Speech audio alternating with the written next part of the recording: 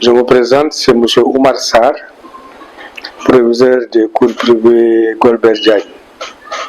Donc, auparavant, j'étais proviseur au lycée Charles de Gaulle, d'abord censeur de 2001 à 2007, ensuite proviseur de 2007 à 2015. Donc, c'est à De Gaulle où j'ai pris ma retraite. Et par la suite, donc, M. Ibrahim Diop, le fondateur des cours privés Golbert Diagne, m'a sollicité donc, pour prendre en charge les destinées de son établissement, et c'est à partir de 2018 donc, que les cours privés Golbert Diagne ont été créés, et c'est à partir de là donc, que j'ai eu à gérer l'établissement. Il faut préciser que M. Ibrahim Diop est natif de Saint-Louis, donc, mais il est basé en Guinée. Donc, il est en Guinée où il travaille, il est architecte de formation. Et l'idée qu'il a poussée, qu'il a animée pour créer les cours privés Golbert Diagne, donc lui est venu d'une émission qu'il a suivie à travers Fréquence Teranga. Et il a entendu Golbert dire donc c'est à partir de ce slogan qu'il s'est dit, bon, qu'est-ce que je peux faire pour ma ville? Et là, de ses propres moyens, donc tout seul, il a érigé ce bâtiment, donc qu'il nous a confié pour en faire un lycée d'excellence. Alors c'est un établissement qui a été inauguré au mois d'août ou septembre 2018, et sous la présence effective de M. le maire Mansour Faye, du gouverneur de la région de Saint-Louis, des deux comme zone gendarmerie et comme zone forces armées, et du vice-recteur de l'université de Saint-Louis.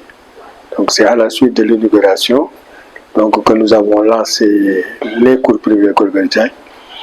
Pour la première année, on n'avait que 3 classes, une classe de 6e, une classe de 5e et une classe de seconde. Chemin faisant, aujourd'hui nous sommes à 10 classes, donc nous avons déjà bouclé tout le premier cycle et le second cycle. Et nous avons eu l'année dernière à faire passer au baccalauréat nos premiers élèves, c'est-à-dire les élèves qui en 2018 étaient ici en 6e, donc ont eu le bac l'année dernière. Mais il faut se dire aussi que nous en sommes cette année à notre 4e année donc de présentation au baccalauréat.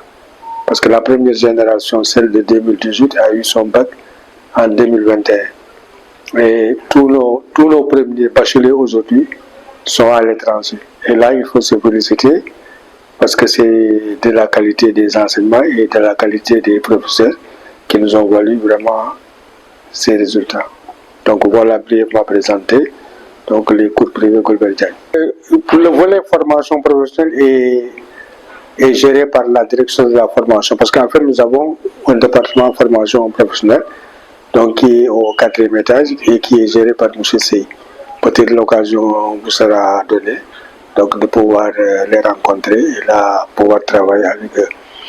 Bon, mais nous, notre motivation en fait c'est de gérer le premier cycle et le second cycle. Donc le premier cycle c'est de la 6e à la 3e et le second cycle de la seconde à la terminale, donc avec les options en S et en L. Bon, il faut noter que pour le moment nous n'avons qu'à la série S2 parce que la série S1 nécessite beaucoup de moyens et pour le moment nous ne sommes pas en mesure de faire face à cela. Il faut noter que les 2 premières années, donc c'est M. Ibrahim Diop himself qui a pris en charge totalement les salaires et du personnel et des enseignants.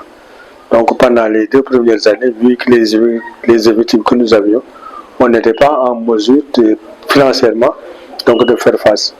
Et c'est qu'à partir de la 3e année donc, que nous sommes affranchis donc, pour prendre en charge financièrement notre destinée.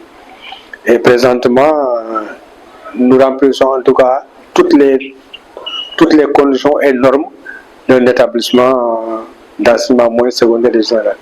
Nous avons un personnel qui est recruté, qui est donc enregistré au niveau de l'inspection du travail, au niveau de la caisse de sécurité sociale, au niveau de l'EPRES et au niveau de l'IPM. Et cette année, nous avons franchi un cap parce que nous avons réussi à bancariser tout le personnel contractuel. Donc tous les personnels contractuels des cours privés Golbert Diagne sont bancarisés. À côté de cela, maintenant, nous avons les vacataires. Et les vacataires, c'est le personnel enseignant qui nous vient de l'extérieur.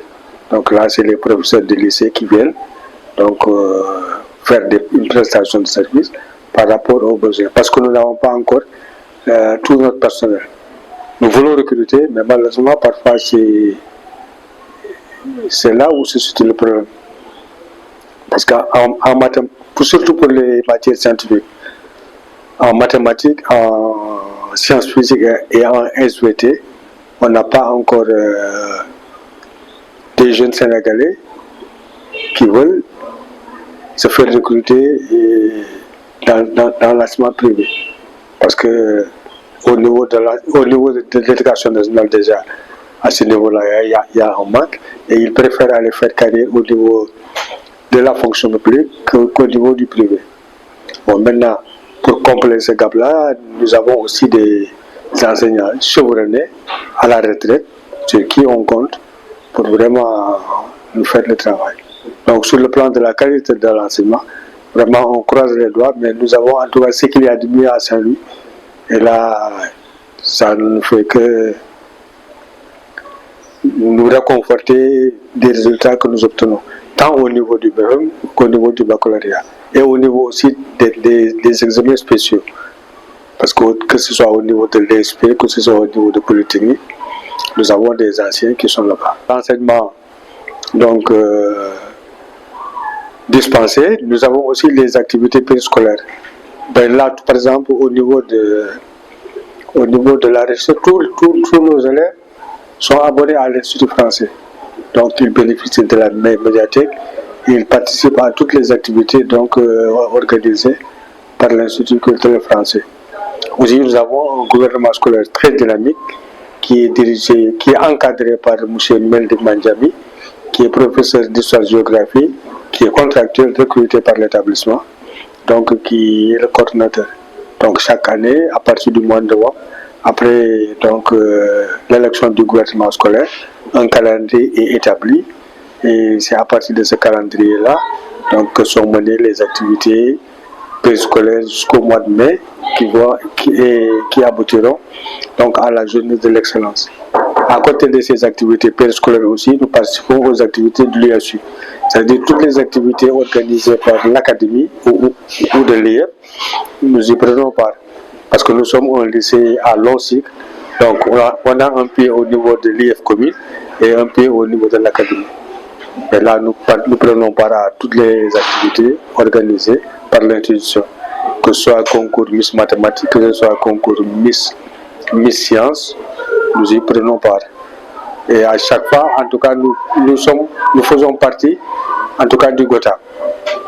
Peut-être nous ne sommes pas encore premiers de la région, mais depuis que nous sommes là, nous avons fait partie chaque année des 10 premiers lauréats.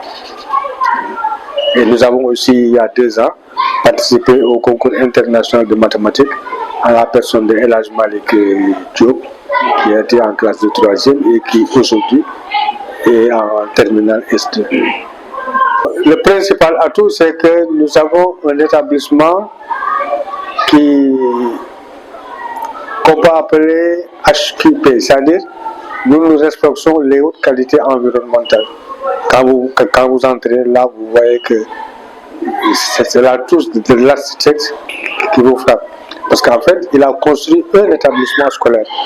Nous avons des classes physiques aérées et tout le confort y est. Nous avons des classes ne dépassant pas 30 élèves.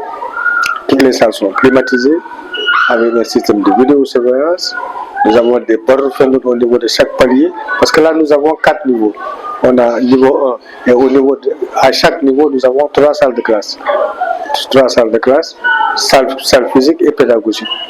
Donc, et vraiment sur le plan en tout cas sur le plan de l'esthétique, sur le plan de l'environnement, nous ne nous prenons pas. D'abord, nous avons une particularité. Nous sommes un établissement privé, mais il faut noter que tous les élèves qui sont là ne payent pas. Parce que nous avons aussi le volet social. Parce que on se dit que un élève brillant dont les parents n'ont pas les moyens peut aussi accéder à cette excellence-là. C'est pourquoi tous les bons élèves dont les parents sont diminués sont pris en charge au niveau de l'établissement et c'est l'établissement qui leur offre la bourse scolaire. Donc c'est la bourse du cycle. Mais tant que l'élève maintient le niveau de l'excellence, il a la bourse d'excellence. Donc on a une bourse d'excellence pour le premier cycle pour 4 années et une bourse d'excellence du second cycle pour 3 années.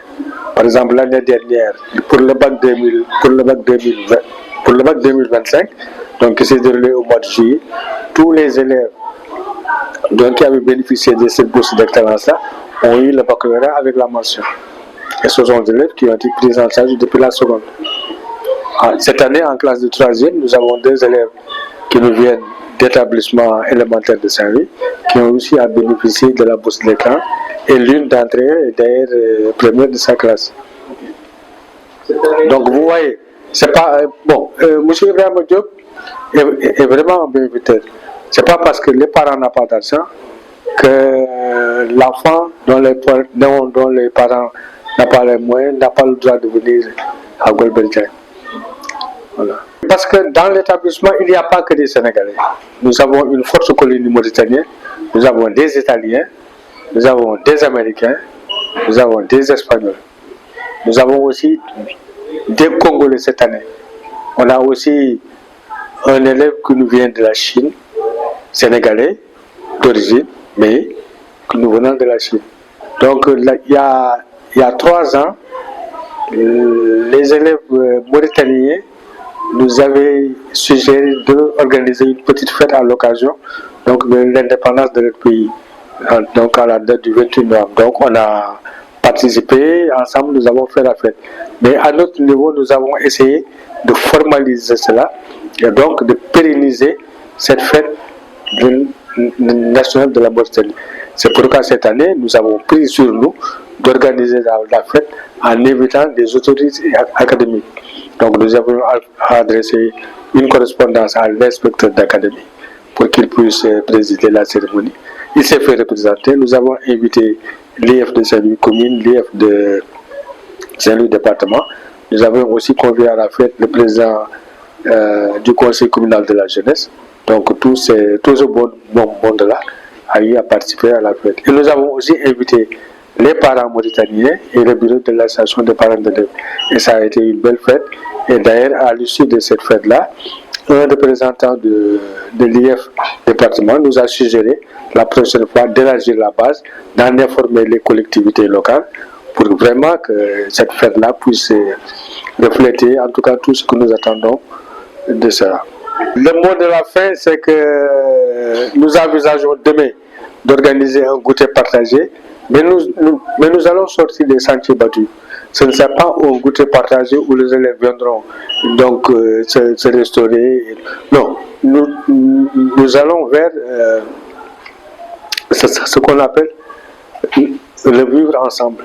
C'est-à-dire que nous allons proposer des thèmes à débattre et nous allons aussi inviter des personnalités de la ville. Donc vraiment apporter un plus ce que les parents attendent de nous. Parce qu'en fait, on remarque en général que les élèves passent plus de temps à l'école qu'à la maison. C'est 8 heures d'enseignement par jour, 8 heures par jour, 6 fois la semaine. Vous voyez donc, si nous décomptons le temps que l'enfant passe à l'école, ça fait peut-être 2 fois le temps que l'enfant passe avec ses parents. Donc, à côté des enseignements apprentissages, nous avons aussi à apporter notre touche socialisation de l'enfant. C'est pourquoi nous allons donc embrancher ce volet-là, donc le vivre ensemble, le vivre en commun.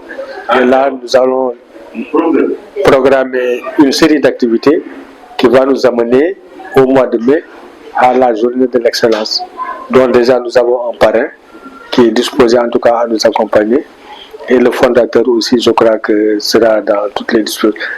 Donc nous allons passer toute l'après-midi avec les élèves et les parents qui le voudront, parce que nous avons aussi invité les parents à prendre part à la fête. Donc j'en profite pour vous présenter M. Ibrahima Diop, qui est l'administrateur général, c'est le fils de parrain. Je crois que j'ai fait exprès de ne rien lui dire parce que je voulais lui faire la surprise, et Dieu fait bien les choses, il est là, et ce sera à lui de donner le premier mot de la fin pour la première journée. Je m'appelle Khalifa Diop, je suis le directeur des études du lycée Golbert Diagne, directeur des études communément appelé censeur. Voilà. Maintenant, je suis là depuis le démarrage des cours privés Golbert Diagne, sur sollicitation du proviseur Omar Sarr, que je remercie au passage. Maintenant, mon rôle en tant que censeur, ce qu'il faut savoir, c'est que le censeur est régi par un texte. Comme le proviseur, ça c'est des postes statutaires, mais la fonction de censeur est déclinée dans une circulaire. Et c'est la circulaire 1950, signée par le ministère de l'Éducation nationale, le 15 mai 1966. Voilà ce qu'il dit exactement. Le censeur des études est l'adjoint, le collaborateur direct du chef d'établissement, qu'il assiste dans ses fonctions et qu'il remplace en cas d'absence ou d'empêchement. Il rend compte au proviseur de l'exécution des tâches qu'il lui assigne. Et il est assisté en cela par les surveillants généraux. Voilà pour ce qui est vraiment de ma fonction, adjoint du professeur. Maintenant, tout cela se traduit par des tâches quotidiennes que nous menons en collaboration avec tous les autres personnels qui sont dans l'établissement, que ce soit le proviseur, que ce soit les surveillants généraux, le comptable, les matières. En tout cas, c'est une activité que nous faisons avec la collaboration de tous les personnels. Maintenant, quand il s'agit de faire respecter la discipline, ce qu'il faut savoir, c'est que dans un établissement secondaire, il y a ce qu'on appelle un dispositif biscolaire. Ce n'est pas très vulgarisé, mais ça existe. Le dispositif biscolaire, c'est quoi? C'est d'abord le bureau où se règlent tous les cas de discipline. Et normalement, c'est un bureau occupé par ce qu'on appelle le surveillant général et ses surveillants. Et puisque ces gens-là travaillent sous l'autorité également du censeur, vous voyez un peu la collaboration que cela fait. Ça signifie qu'on travaille en équipe. Effectivement, la discipline, sans la discipline, ça ne marche pas bien. Et c'est la raison pour laquelle nous avons également des instruments, comme le règlement intérieur. Le règlement intérieur donne le code de conduite que doit avoir chaque agent dans l'établissement. Là également, il y a une pratique traditionnelle. Le règlement intérieur, c'est simplement les élèves, une série d'interdits et d'instructions à l'endroit des élèves. Mais en vérité, un règlement intérieur, c'est le règlement de l'établissement. Ça signifie que si les élèves doivent être rappelés à l'ordre à chaque fois, il faut également que les autres personnels puissent respecter le contrat qui leur permet de travailler dans l'établissement. C'est pourquoi chaque année, nous élaborons un règlement intérieur, mais consensuel. Rappel consensuel. Là également, en général, le règlement intérieur, c'est un instrument presque standard. Vous allez dans chaque établissement scolaire, vous voyez le même règlement intérieur. Je rappelle ça souvent à des étudiants de l'UGB qui préparent leur sortie pour aller enseigner. Quand on dit règlement intérieur, on pense que c'est un papier qui est là, qu'il faut distribuer et donner à chaque établissement. Je leur ai dit que quand je suis venu jeune fonctionnaire, jeune professeur, j'ai retrouvé dans un établissement un règlement intérieur qui m'a rappelé mon règlement intérieur qui datait de 1969 alors que j'étais au lycée. Voyez. Donc on essaie, tant bien que mal, de conformer le règlement intérieur à la réalité vécue par l'établissement. L'exemple que je donne, un collège comme par exemple le collège qui se situe sur la rive, le règlement intérieur doit prendre en compte la sécurité des élèves au sortir. Et surtout qu'il y a des voies à grande circulation. Donc ici, c'est la même chose. Nous avons des ruettes, ce qui fait que dans notre règlement intérieur, on tient compte de cela. Maintenant, comment on fait pour que ce règlement intérieur soit respecté? En fait, d'abord c'est élaboré, partagé, et ensuite, dans chaque classe, on monte pour lire ça aux élèves. Les professeurs principaux sont sollicités pour ça. Ils lisent, ils expliquent aux élèves.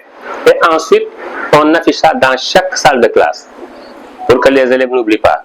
Mais on ne s'en arrive pas là. On poste également, parce qu'il y a un panel WhatsApp, les parents de Golbert Diagne. Et là également, le proviseur, il poste le règlement intérieur, explique ça aux parents pour qu'eux aussi, ils adhèrent à l'esprit du règlement intérieur. Parce que si les parents ne savent pas quels sont les termes du règlement intérieur, il est difficile, bien sûr, d'appliquer ça. Supposons on prend par exemple une sanction contre un élève. Son parent ne comprend pas, il vient, il conteste. Alors que s'il avait lu le règlement intérieur, il aurait su que, en fait, l'élève s'est conduit de façon à contrevenir au principe du règlement intérieur. Ça, intérieur également, c'est le surveillant général et les surveillants. Parce que c'est eux qui sont toujours en contact permanent avec les élèves. La relation avec les parents, ce sont eux. Quand il y a des cas d'incident, un élève perturbé en classe, on l'envoie ici et c'est le surveillant général qui non seulement prend les dispositions nécessaires, qui peuvent être des dispositions transitoires, mais qui, au final, entrent en contact avec le parent pour effectivement expliquer et également pour demander aux parents de jouer son rôle également. Parce que le surveillant, c'est ce qu'on appelle le personnel d'éducation. Bien sûr, aujourd'hui, tout le monde est éducateur dans l'établissement, mais le rôle traditionnel d'éducation, c'est le surveillant, et les surveillants généraux et les surveillants. Mais aujourd'hui, c'est une tâche commune, c'est une tâche qui est partagée, c'est des responsabilités que tout le monde partage dans l'établissement. Ça signifie qu'à chaque station, quelqu'un également peut être gardien de ce règlement intérieur. Mais, bon, c'est d'abord des enseignements. S'assurer que les enseignements se déroulent régulièrement. Et pour cela, nous avons quand même une équipe de professeurs. Bon, on ne peut pas dire que nous satisfaisons à 100%. Dans aucun établissement, on peut dire ça. Mais au moins, ils adhèrent à la politique de l'établissement. Donc, c'est d'abord la régularité. Parce que l'élève qui s'absente à tout bout de champ ne peut pas prétendre à la réussite. Et nous, on essaie tant bien que mal à fixer les élèves qui respectent l'emploi du temps et qu'à chaque fois, ils puissent au moins être à jour de leurs leçons. Ce n'est pas gagné d'avance. Ça demande beaucoup d'abnégation. Ça demande également beaucoup de patience. Mais on essaie quand même de s'y faire. Et là également, comme je l'ai dit tout à l'heure, c'est l'affaire de tous, pas du censeur seulement. Parce qu'en dernier lieu, quand il s'agit de prendre des décisions, nos décisions sont des propositions et c'est le proviseur qui a cette latitude, bien sûr, de prendre les décisions finales. Mais à chaque fois que de besoin, si vraiment le niveau de décision nous dépasse, alors on s'en réfère au proviseur. Maintenant, pour les apprenants, les élèves, eux aussi, ils sont dans le groupe. Ils essaient de jouer leur rôle. Mais ce qu'il faut dire, c'est que là où il y a un rassemblement d'élèves, c'est tout à fait disparate. Des élèves travaillent très bien, sont bien éduqués et tout. Par contre, il y a des élèves, heureusement que ce n'est pas la majorité, mais quand même quelques cas isolés, où les élèves se montrent intraitables, ne sont jamais à jour de leurs leçons, n'apprennent pas leurs leçons turves et autres. Mais dans ce cas, nous, on a une position très pédagogique. On parle aux parents, on parle à l'élève. Maintenant, quand il s'agit de prendre une sanction également, on n'hésite pas à prendre une sanction. Sauf que la sanction, souvent, n'est pas opérante. Là également, il s'agit vraiment d'y aller avec douceur. Maintenant, la collaboration avec les enseignants et l'administration, comme je vous ai dit tout à l'heure, pour améliorer les résultats scolaires, les enseignants, ce sont les maîtres d'œuvre.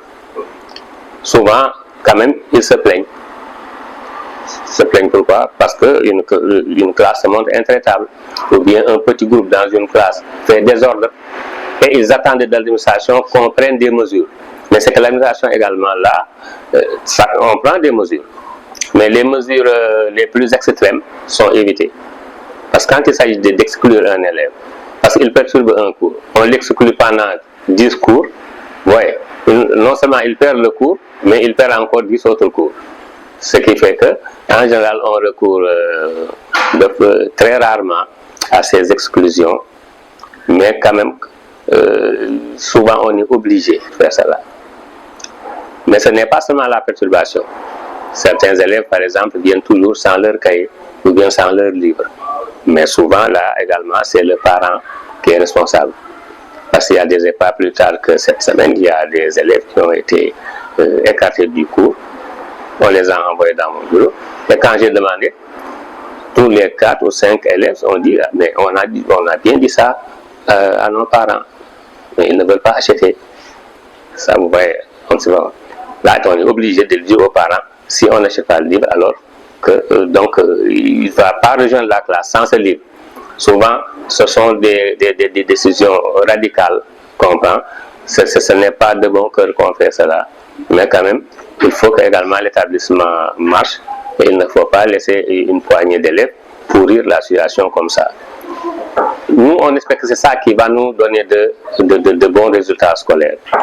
Assiduité, ponctualité, mais également étudier ici et étudier à la maison. Ça également, c'est un point faible. Les exercices, en général, les professeurs donnent des exercices pour la maison, mais quand ils viennent, il y a 2 ou 3 élèves qui ne font jamais leurs exercices. Et ça également, c'est un point faible. Mais là également, on gère tout tant bien que mal. Pour améliorer les résultats, maintenant, c'est les professeurs également qui sont des maîtres de ce qu'on appelle les séances de rémédiation.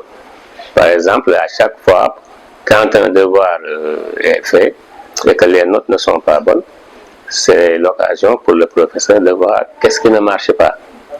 Ce que les élèves n'ont pas compris, ou bien si c'est lui qui peut-être n'a pas expliqué de façon très claire.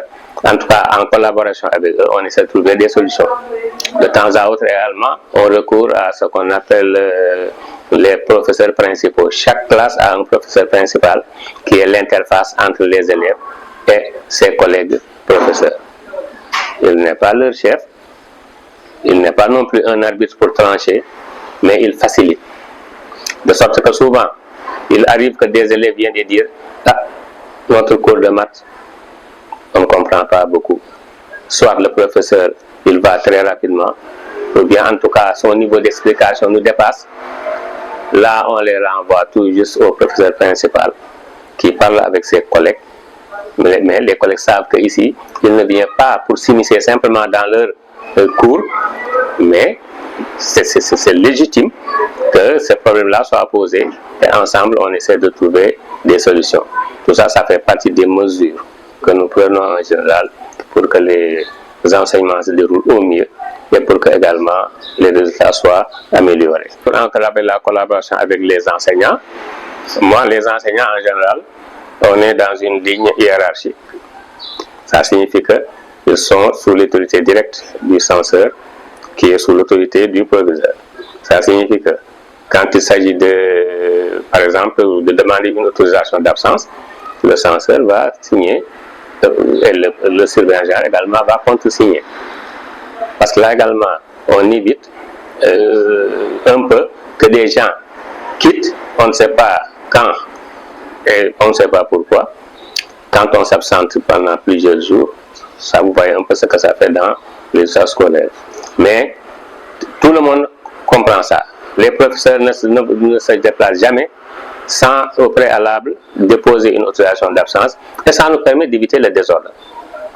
Parce que la classe qui a cours le mardi à 8h et le mardi à 8h on ne voit pas le professeur, la classe est déjà là, leur prise en charge, vous savez que les élèves, quand les autres travaillent, ils sont libres, ils perturbent, ils font du bruit et tout. Et c'est pour la raison pour laquelle les professeurs à chaque fois préviennent de leur absence avant même le jour. Ça également, ça entre dans le cadre de notre collaboration. Et vraiment, à chaque fois qu'ils ont des problèmes à poser, ils viennent les poser, on essaie de trouver des solutions. Ça fait partie également des, en tout cas de nos relations avec les censeurs. Bon, il y a ici des encadreurs. Par exemple, le professeur d'histoire-géographie, il contribue beaucoup à cela. Il y a les encadreurs également, parce que l'école, ce n'est pas seulement la classe. Il y a ce qu'on appelle les cours, en fait, des affaires qui sont un peu à la périphérie même de l'enseignement. C'est ce qu'on appelle les activités pédagogiques, quelque chose comme ça.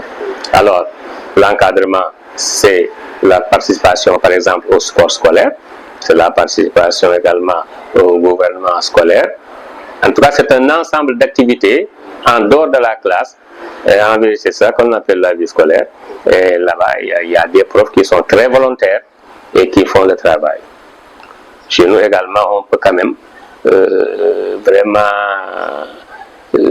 tirer un chapeau à l'un de nos professeurs mathématiques, qui est un des doyens, mais qui s'investit beaucoup. Il encadre avec les Miss Math, Miss Sciences, sans vraiment demander aucun sou. Ça, c'est très important. Et il aime bien les élèves également le lui rendent bien. Il y en a beaucoup qui sont comme ça, mais lui, il s'est distingué quand même par ça. C'est M. Sek qui a en charge les classes de 5e, 4e et 3e. En cela, maintenant, il y a d'autres profs qui sont là. Je ne vais pas me mettre à citer et autres. C'est simplement un cas que j'ai pris comme ça. Et la collaboration, en tout cas, jusqu'à présent, ça marche. Et donc, comme on dit, pourvu que ça dure. Là, ce que nous disons aux élèves. Vous croyez que c'est évident, mais ce n'est pas évident. Chaque mois, de sortir 25 000 francs ou 30 000 francs pour payer la mensualité d'une scolarité. Les élèves croient que c'est évident, parce qu'ils croient que les parents sont des super-héros, ils servent. Mais c'est déjà un privilège que notre parent nous inscrive dans un lycée privé. Et dans ce cas, alors, on leur dit, il faut mériter ça. Il faut mériter les efforts que vos parents. Il faut travailler, il faut répondre vraiment à leurs souhaits que vous réussissiez. Aux parents également, on dit souvent d'être patient. Parce qu'en général, le parent, vous voyez un parent, quand son enfant déborde un peu, la première réaction c'est dit, d'ailleurs je vais l'enlever. Bon, en fait des réactions extrêmes qui ne servent absolument à rien. Parce qu'on ne peut pas avoir comme ça un itinéraire, sans qu'il y ait des hauts et des bas. Donc le conseil c'est que l'élève sache que c'est un privilège qu'il a d'être dans un établissement privé et que son devoir c'est de travailler comme le veulent ses parents. Mais les parents également, on ne va pas investir dans un établissement. Chaque mois on met de l'argent. Mais une fois que l'enfant quitte l'école, quand il revient à la maison, ce n'est plus notre problème. On ne surveille pas s'il fait ses devoirs, on ne surveille pas si la nuit il dort, de sorte que très souvent, le comportement même de l'élève à l'école est tributaire du comportement des parents à la maison. Donc le conseil c'est cela. Il y a une semaine, on a tenu ici une réunion avec les parents d'élèves pour renouveler leur bureau, mais c'est également des moments de contact où les profs parler aux parents, ou également l'administration peut parler aux parents. Et on est en préparation, par exemple, d'une journée d'excellence où, en général, ces problèmes également sont posés. Voilà en gros ce que je peux dire sur vraiment le rôle du censeur dans cet établissement scolaire. Je salue l'initiative. Comme je vous ai dit au début, moi je ne suis pas très porté à ces communications. Je suis professeur de lettres. Je donne des cours jusqu'à présent à des étudiants et même des élèves maîtres. Mais pour autant, je n'aime pas un peu trop. Hein? C'est ce genre de truc-là, il a des idées vastes comme ça. Et ça ne s'arrête jamais à vous jamais, comme m'a entendu la main, mais je sais que c'est une très bonne chose. C'est mon tempérament qui ne s'y habitue pas, mais je sais qu'il fait de très bonnes choses pour la réussite de cet établissement. Il est dans des relations professionnelles avec les gens, mais également des relations humaines. C'est ce qui fait qu'il est vraiment bien avec tout le personnel qui est là. À quelque niveau que ce soit, même les élèves. Donc ça c'est le mot de la fin, je l'encourage dans ça. Et là également, je lui dis que je suis à ses côtés, à chaque fois que de besoin. Mais si je peux servir à quelque chose, il n'y a aucun problème, Inch'Allah. Merci beaucoup. Je voudrais dire que c'est un très grand plaisir de vous accueillir et surtout de vous remercier de votre disponibilité. Et vraiment, je crois que c'est un grand honneur vraiment d'être ciblé et c'est important pour nous. Et je voudrais vraiment profiter de l'occasion d'abord pour un peu parler du fondateur qui est en tout cas l'essentiel du début et pratiquement la fin de tout. Parce que à cause de lui, quand même, on a pu mettre sur pied cet établissement. Et il s'est donné corps et âme, bien entendu, pour que tout se passe très bien. Il nous a accompagnés du début à la fin. Il a tout fait, il a tout investi et il nous a même accompagnés sur le plan financier jusqu'à présent. Donc on ne peut pas cesser de le remercier. Parce que son objectif d'abord c'est participer au développement de sa localité. D'ailleurs, le nom de Golbert, en tout cas, n'est pas un hasard, parce qu'il a toujours suivi ses émissions, il a aussi, bien sûr, est conscient de son engagement, n'est-ce pas, et de tout ce qu'il veut faire pour Saint-Louis. Et le suivant, à chaque fois, il s'est rendu compte que c'est quelqu'un qui a quand même essayé de tout faire pour que Saint-Louis devienne, comme il le dit souvent, la meilleure ville du Sénégal. C'est pourquoi, bien entendu, il voulait effectivement répondre à cet appel de Golbert, alors il a décidé lui-même, quand il était venu à Saint-Louis, de tout faire pour, en tout cas, participer au développement de sa localité. Et donc, entre autres, parce qu'il y en a d'autres investissements, il a mis sur pied cet établissement. Et effectivement, il lui a donné ce nom, n'est-ce pas, cours privé à l'Imbadagan Golbert. Je l'ai dit, d'ailleurs, c'est notre credo. Je l'avais dit la fois passée quand quelqu'un m'a demandé, en tout cas, quel est vraiment votre objectif. J'ai dit, vous l'avez dit, c'est notre ambition. Notre ambition, c'est l'excellence. Et je dis que ce n'est pas tout juste un simple mot qu'on doit lancer, parce que partout on parle de l'excellence. Mais nous, on fait de l'excellence une réalité. Et si vous voyez l'environnement de l'établissement, vous savez que déjà, tout est très bien fait. Et les élèves sont dans de très bonnes conditions, en tout cas pour atteindre cet objectif. Parce que sinon, ça n'a pas de sens d'investir tout cela et ne pas atteindre cet objectif qui est l'excellence. Donc si vous voyez le cadre et même les classes et tout, vous pouvez visiter, même les classes sont climatisées. Très bien aéré, il y a eu la lumière et tout. Et aussi le cadre est vraiment très accueillant et les élèves aiment venir au lycée Golbert. Et donc, ne serait-ce que cela, les élèves sont motivés. Et je pense que l'excellence commence par la motivation. Si l'élève est motivé, forcément il va avancer. Forcément, il va tout faire pour en tout cas, se dépasser, se surpasser et atteindre cet objectif que nous essayons en tout cas d'atteindre pour le match notre ambition. Et je crois que vu les résultats en tout cas des années précédentes, on peut dire qu'effectivement on est sur le bon chemin.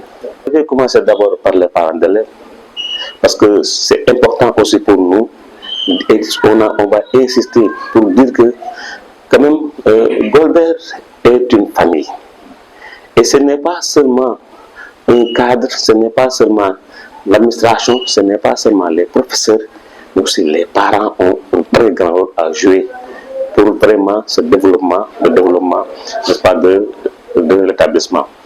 Et je dirais toujours aux parents que vous êtes impliqués. La fois passée, on a fait une réunion et effectivement, il y avait bien sûr une assemblée des parents d'élèves, mais on s'est rendu compte que malgré tout ce que les gens disent de Golbert, quand même quand on les appelle à venir participer, on ne les voit pas.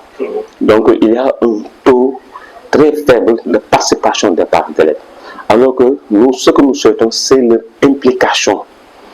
Aussi bien sûr à la maison, mais aussi à l'établissement, pour l'encadrement et pour le développement, bien sûr, de l'établissement, mais aussi pour la réussite de leurs enfants.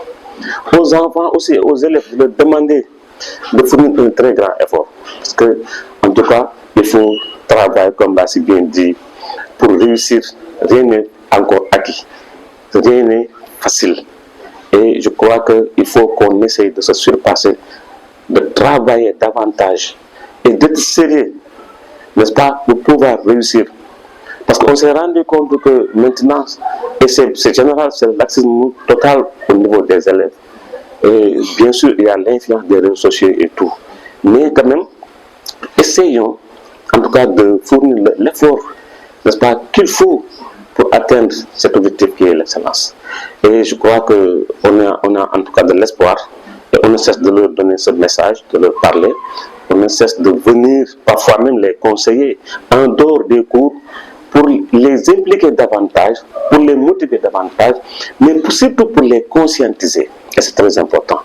Donc je pense que, en tout cas, par rapport à cela, en tout cas, on a un grand espoir, même si par ailleurs, parfois, on a peur, effectivement, de ce comportement des élèves, mais quand même, on garde l'espoir et qu'un jour, ça va très bien se passer. Moi, c'est d'abord vous remercier infiniment, vous remercier de tout faire, n'est-ce pas, pour la réussite. De vous remercier de votre disponibilité, vous remercier en tout cas de votre engagement, n'est-ce pas, au service de la communication, parce que la communication, elle est importante. Et je crois que vraiment sur ce plan, en tout cas, c'est mon dernier mot, vous remercier encore. Merci infiniment. Merci beaucoup.